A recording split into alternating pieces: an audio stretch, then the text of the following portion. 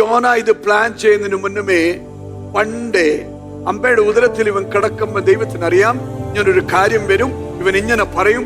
അതുകൊണ്ട് പണ്ടേ ദൈവം എന്ത് ചെയ്തു? ഒരു പ്ലാൻ ഒക്കെ ഉണ്ടാക്കി വെച്ചിട്ടുണ്ട്. Are you listening? Somebody here? നീ എന്തൊക്കെ ചെയ്യുമെന്ന് ദൈവത്തിന് നന്നായി അറിയാം. നമ്മുടെ സ്വഭാവം അനുസരിച്ച് ദൈവം ഓരോന്ന് പ്ലാൻ ചെയ്ത് വെച്ചിട്ടുണ്ട്. ചിലർക്ക് ഗോലിയാത്തിനെ ഒരുക്കിയിട്ടുണ്ട്, ചിലർക്ക് മീനിനെ ഒരുക്കിയിട്ടുണ്ട്. The Lord had prepared a great fish.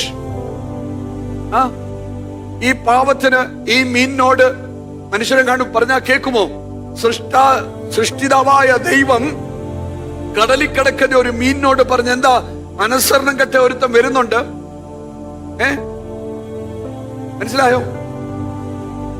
മീനിന്റെ ഒരു കഷ്ടത ചിന്തിച്ചു നോക്കണേ. ദൈവം പറഞ്ഞത് എന്തായിരിക്കും എനിക്കറിയത്തില്ല. പ്രിപ്പയർ ചെയ്യണമെങ്കിൽ my fish would have said, God, why this? You know, God said you cannot eat this guy, you cannot digest him, you have to give him place in your belly for 3 days. അല്ലേ? മീൻ ചിന്തിച്ചു കാണും, ഇതെന്തൊരു ഗതികേടാ, കാടിച്ച് പറിച്ച് തിന്നിട്ട് എന്റെ വയറ് നിറയ്ക്കുന്ന എന്നെ ഇതിനെ തിന്നാനും പറ്റത്തില്ല, വിഴുങ്ങി ഇതിനകത്ത് വെച്ചേക്കണോന്ന്. ഇതെന്തൊരു പരിപാടിയാ? God prepared the fish. ഞാൻ ചിന്തിച്ചതാ കേട്ടോ. Amen. ചിന്തിച്ചു നോക്കിക്കേ. മീനോട് പറഞ്ഞ് ദൈവം എന്തായാലും മീൻ സമ്മതിച്ചു. യോന സമ്മതിച്ചില്ലെങ്കിലും മനുഷ്യനെ ദൈവത്തിന്റെ സാദൃശ്യത്തിൽ സൃഷ്ടിക്കപ്പെട്ട മനുഷ്യൻ അനുസരിച്ചില്ലെങ്കിലും മീൻ പറഞ്ഞു പോരട്ടെ, ദൈവം പറഞ്ഞതല്ലേ, ഇത്തിരി സ്ഥലം കൊടുത്തേക്കാം, 3 ദിവസത്തിന്റെ കാര്യമില്ല ഉള്ളൂ, ഞാൻ വെച്ചേക്കാമെന്ന് പറഞ്ഞു. മീൻ പറഞ്ഞു പറ്റത്തില്ലെന്ന്. നോക്കിക്കേ ദൈവ പൈതലേ, ഒരു ദൈവ പൈതലിനെ ദൈവത്തിന്റെ പദ്ധതിയിലേക്ക് മടക്കി കൊണ്ടുവരുവാൻ ദൈവം ഉപയോഗിക്കുന്ന രീതികളൊന്ന് നോക്കിക്കേ. നമ്മുടെ ജീവിതത്തിൽ ദൈവം ഏതെല്ലാം കാര്യങ്ങളാ ഒരുക്കുന്നത്, എന്നിട്ട് നമ്മൾ മടങ്ങി വരുന്നുണ്ടോ? ചിന്തിക്കണം കേട്ടോ.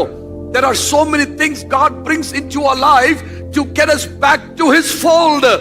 Do we get back? ചിന്തിക്കാനുള്ള കാര്യമാണ്. റൈറ്റ്?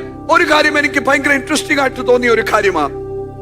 ഈ മീന്റെ വയറ് ഇപ്പൊ എന്തായി മാറി? കപ്പലിൽ പ്രാർത്ഥിച്ചില്ല, എടുത്തെറിയാൻ പറഞ്ഞ യോന മീന്റെ വയറ്റിലിരുന്ന് പ്രാർത്ഥനയാ. മീന്റെ വയറിപ്പം പ്രയർ ഹൗസ് ആയി മാറിയിരിക്കുക. മര്യാദക്കുള്ള സ്ഥലത്തൊക്കെ ഇരുന്ന് പ്രാർത്ഥിച്ചില്ലെങ്കിൽ ഉണ്ടല്ലോ, മീന്റെ വയറ്റിലൊക്കെ ഇരുന്ന് പ്രാർത്ഥിക്കേണ്ടി വരും.